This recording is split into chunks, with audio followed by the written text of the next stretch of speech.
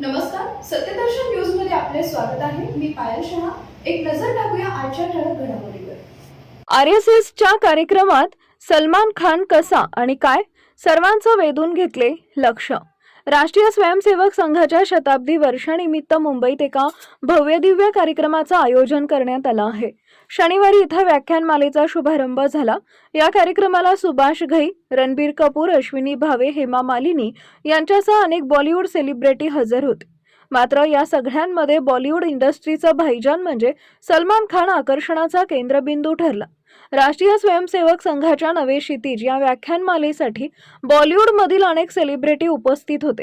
मात्र या ठिकाणी सलमान खान आल्यानंतर सगळ्या कॅमेऱ्यांची तोंड एका झटक्यात त्याच्याकडे वळाली. सलमान खान भोवती अनेकांचा गराडा पडला. त्यामुळे एका अर्थानं राष्ट्रीय स्वयंसेवक संघाच्या या कार्यक्रमात अभिनेता सलमान खान शो स्टॉपवर ठरला.